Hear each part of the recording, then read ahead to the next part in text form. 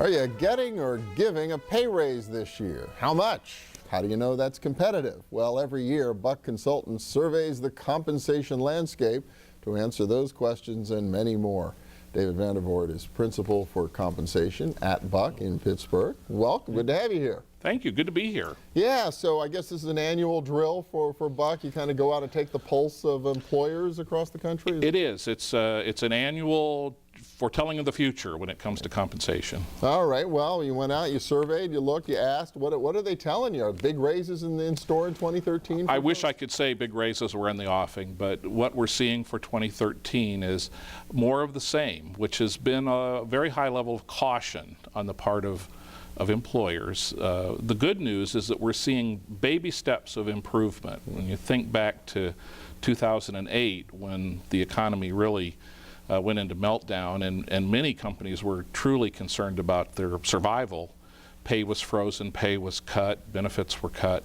Now since then we've seen employers make tiny improvements, and in 2013 we see that there will be just a little bit more money in the budget for compensation, but it'll be harder for employees to earn those dollars. Now, what do you mean harder? How so? We ask, for example, what percentage of your workforce do you expect to be rated number one on that 5-point scale of performance? The percentage of employees who will be rated in the highest category has actually gone down. And rather substantially. And we've seen that over a period of years. It gets harder and harder to be rated a top employee. And even more troubling is the raise that's associated with being a top employee has gone down. Last year, if you were at about the top 12% of employees in big companies, you might see a 4.5% increase. For 2013, employers are saying only about 8% of their employees will be in that top category, and the raise associated with that is 4.1%. Wow. Work harder, fewer people rated high, less money associated with it. And what's dry, is it an economic equation, or is everybody just turning into slackers? We hear so much about unpredictability in the economy. Employers are very, very cautious. They're trying to keep the whole compensation curve They're trying to down. avoid spending money and trying to avoid making commitments of future dollars. So one of the things that we are seeing is that rather than giving everybody a raise, they're targeting dollars. There are special incentive plans to retain highly valued employees, and there are targeted incentives to get particular talent in the door.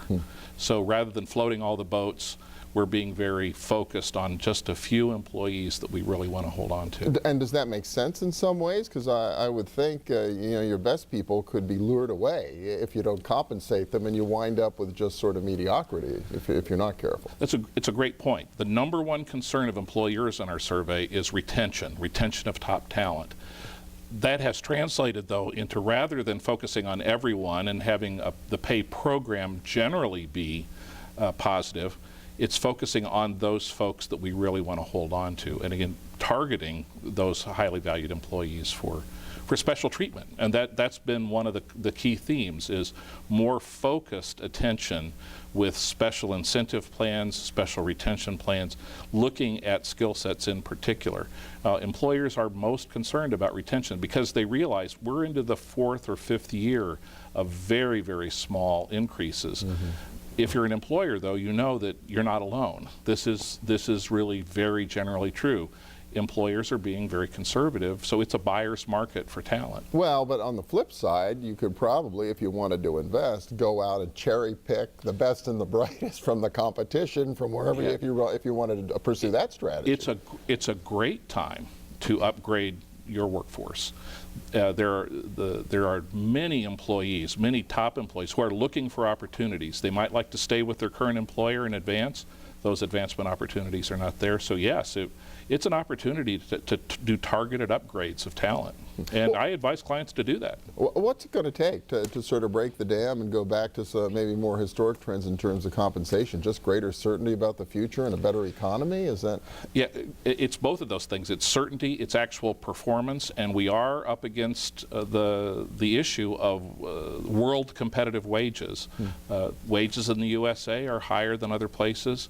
the advantages of moving to places like China and India are reduced because there's been so much of that. Pay levels in those countries have gone up, and we do hear positive news about jobs coming back to the USA.